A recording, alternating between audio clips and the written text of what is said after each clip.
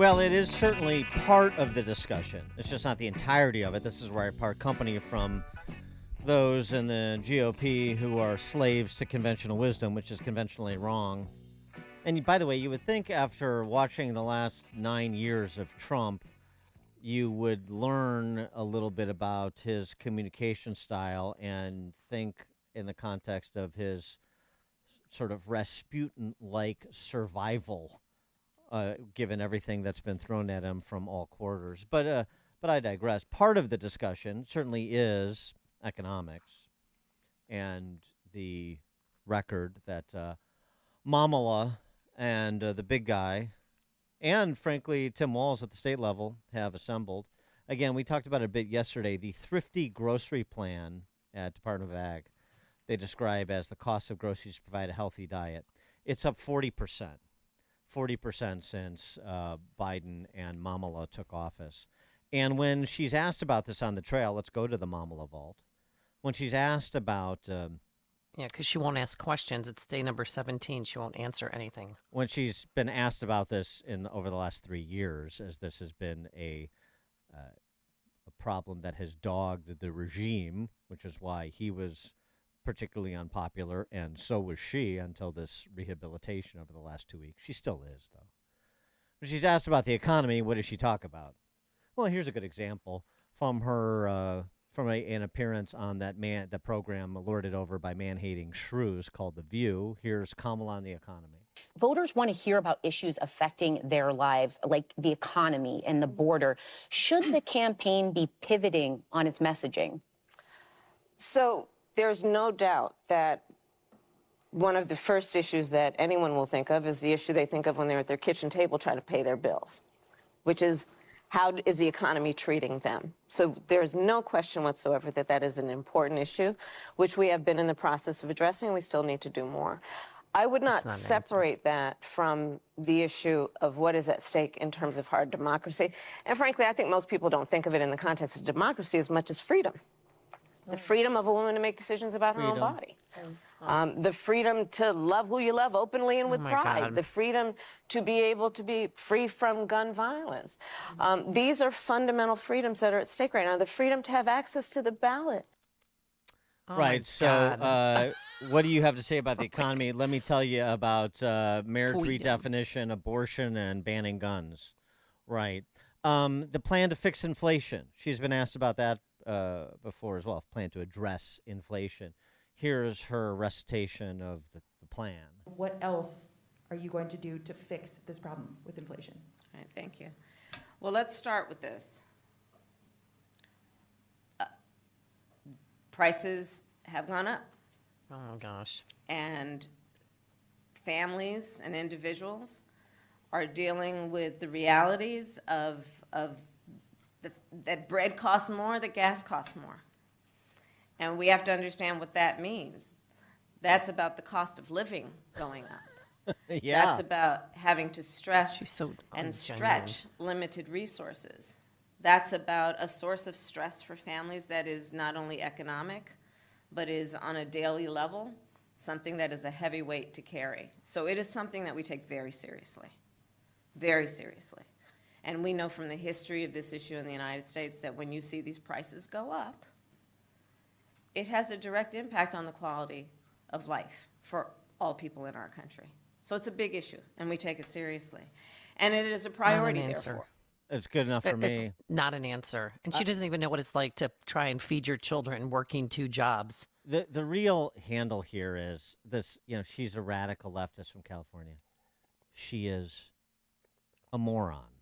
Right. She is a dingbat. She is not up to this job. And Trump is a pragmatic problem solver, whether you like the way he communicates or not. This is a contrast that needs to be developed a little bit more. And going to the vault for her answers on these topics, I think, has some utility. Well, because it's all we have. I mean, she's not talking to any reporter. She's going to run in her basement. She's going to take that strategy. That's fine. She doesn't need to talk anymore. We have all that we need if Good, it's let's deployed play it. properly. Because after you hear her talk about the economy, after you hear her talk about inflation, this is all she's able to repeat. Bidenomics is working. Yeah, I mean, so that sort of tone deafness to cover the general ignorance that doesn't wash, not with people that still have a synapse or two firing. Speaking of whom, for more on this, Steve Moore, economist, author of Govzilla, he's got a synapse or two still firing, I believe. Steve, thanks for joining us. Appreciate it. Hey, good morning, guys. But I can't improve on that. I mean, that was a maestro performance by the two of you. And every time I hear Kamala Harris speak, I literally come away thinking, what, huh? What did she Right. just I know. say? She's I mean, worse it's than this kind of Biden. weird. It's this weird word salad that just doesn't. It doesn't really actually. When you're done, you're like, what does all that mean? But I wanted to just address one of the points that she made among the many dingbat ideas she was talking about. She was talking about the freedom to have access to vote. And absolutely, 100%, we all agree with that. Everyone who is legally entitled to vote has a legal right to vote, and the right of their vote should be staunchly protected. What she doesn't understand is that due to those policies that were put in place in 2020, you had millions of people who were not eligible to vote who did vote. And every time someone votes illegally, they're essentially taking away your vote. That's the thing. So she keeps talking about freedom to vote. When someone votes illegally, they're disenfranchising you. And so I just wanted to get that off my chest because I'm sick and tired of hearing them talk about protecting democracy when these are the ones who made it. You know, you've got now over 20 states, I think, including Illinois, that have something called automatic voter registration, which says every time you go into a government office, which is usually to collect some kind of welfare check or something, or maybe to get your driver's license, they will automatically register you to vote. And Amy, guess what question they don't ask the people? Are you here illegally? No, are you a U.S. Are you a citizen? citizen? That's the one. Right. They don't actually ask if you're a citizen, and they don't require you show proof of citizenship. Gee, I wonder how many of those people are voting illegally. Look, the situation right now, Dan, is the economy is looking incredibly fragile. We've actually moved from the problem no longer is inflation. Inflation has come down a lot, and in fact, in the last week or so, you know, commodity prices have been crashing. Kamala fixed the it. problem is, Yeah. Yeah, right. She fixed it. After it only took them three months and 3 years and 9 months. But now you got a problem where the economy is just rapidly slowing down. Employment is you know, we saw that lousy employment report. So I think these days of, you know, plentiful jobs are over. And I talk to more and more people who run factories, who run manufacturing firms, who run construction projects, that run business, you know, investment projects, and they say, look, it's slowed down dramatically, and some have even said it's hit a wall. So I am very nervous about the state of the economy right now. I think all Americans should be. And if you actually think that Kamala Harris has the solution to these problems, then you probably should vote for her. Well, then if you look at her running mate, you know, our boy Blue, Tim Walz, he had an $18 billion surplus when he went into the governor's office. Yep, and now yep, they have a yep. deficit. What the heck happened? Yep. He's got to answer to that. This guy, I have to say, you know, I've been in politics for 40 years now. I would say, and look, I think J.D. Vance was not the best pick for Trump, but oh my God, all my Democrats friends after 24 hours saying, holy cow, why did we pick this guy? I mean, he is a real true, you know, left winger who basically has declared war on American energy. He wants, Dan, net zero, no more fossil fuels after, I think, 2035. We're all gonna run our homes and our factories on windmills. And, you know, you're right. He's spent money like crazy. He was also this is something I want to remind listeners of that everyone around the country has to know. Tim Walz was a lockdown artist. He shut down the entire Minnesota economy. Now, I know in Illinois that's not a big deal because you also had a lunatic governor who shut down your economy. But not only did he shut down the schools and the economy for 6 months, he lied about it. He said, oh, schools were only shut down for 10 or 15 days. Yeah, no, they weren't. No, they were they shut weren't. down for 6 months. Well, yeah, and just point of order on these economic matters. Mandating public utilities generate 80% carbon-free electricity by 2030, ramping up to 100% by 2040, because, you know, he's an incrementalist. He's a reasonable guy. Right. We can't do it overnight. By the way, the natural gas price, Dan, just fell to $2. So natural gas is cheaper today than it's ever been probably in human history. Natural gas is a wonder fuel. It's efficient, it's cheap, it's made in America, it's clean burning, it's everything you want from an energy source. And both Kamala and Tim Walz want to abolish it. Well, the other thing is he wants to subsidize electric vehicles by requiring EV charging infrastructure within or adjacent to all new commercial and multifamily buildings. Oh. I mean, that is really something, especially since where are we on the few $1 billion that have been devoted to these charging stations? I think we're supposed to have 500,000 by 2030, and we have 8, I think, according to Mayor Pete. Yeah. Well, but come on, Pete Buttigieg, what does he care? He rides his bike to work. Well, at least he rides his bike the last 6 weeks. Exactly. To work. Yeah, exactly. No, but actually, that is a funny thing that the other person who was in contention to be the vice president was Pete Buttigieg. I mean, think about this. You've got, you've got Kamala Harris, who's had 2 jobs in her life, Dan and Amy, basically that really mattered. First of all, when she was Attorney General of California, which is a pretty high-ranking position, her job, she was the highest-ranked law enforcement official on the whole state. Guess what happened to crime? It went through the roof. And then, I'm sorry, yes, she was the border czar, and we had the worst border crisis in American history. So, gee, I guess that makes her well-qualified to be the commander-in-chief. Well, and just on Walz, too, I mean, just in case anybody's thinking about moving to Minnesota, and very few people are, according to the in-migration, out-migration data that you're always reporting on.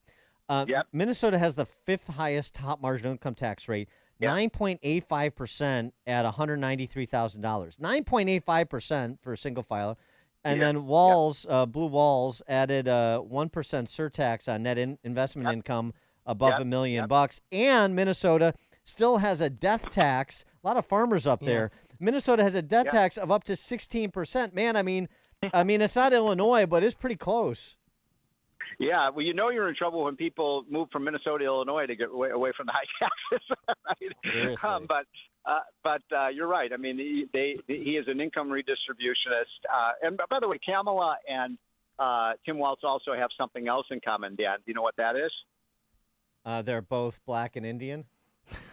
No, they are both. Neither of them have ever had a real job. Oh yeah, well, hey, football coach. That's a real he was a job. teacher. He was a teacher, but I don't want a teacher running the economy. I stand corrected. Yeah. Well, let me ask you this, because you're mentioning that your friends were upset. I just still cannot believe that Harris turned down Shapiro, who's in a swing state, and he has a 60% approval rating. And I don't know if you watched him yesterday, but his voice was cracking. He seemed, like he was crying at some point that he didn't pick her, but yet he was standing strong and he energized the crowd. God. I know I called him a Jewish Obama. Oh, God. He's good, Dan. I'm telling you, I would not be surprised if he's president one day. But I'm glad that she's stupid and she didn't pick him. I am too. I mean, it was the logical choice. Pennsylvania is obviously the key state. I really believe whoever wins Pennsylvania will win this election.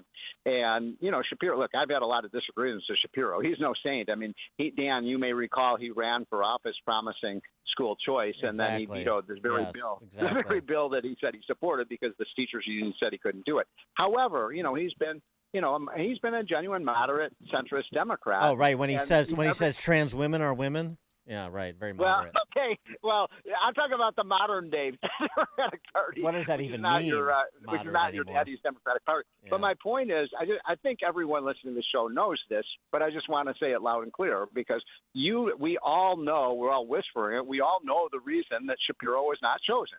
He was not chosen because he's Jewish. Exactly. Yeah. Yeah. Well, she was a Jewish husband, but she won't have a Jewish running mate. Yeah, but Emhoff, he transcends his Jewishness, man. I mean, did you see what he did with that nanny? Oh, come on, man. Dog. So it's gonna be a dogfight from here on in, guys. And the economy is in. Look, I am worried about the economy. I think it's very fragile right now. I'm not predicting a recession, but I think if you just look at the fundamentals of the economy with $2 trillion of debt every year and Kamala promising another $3 trillion of spending, that's a pretty scary proposition. Steve Moore, economist, Govzilla author. Steve, thank you as always. Okay, guys, have a great week. Take care. You too, and he joined us on our turnkey.pro answer line. It's like a hot, steaming cup of information to start your day. It's Chicago's Morning Answer on AM 560. The Answer. As everyone can tell, we're living in turbulent times.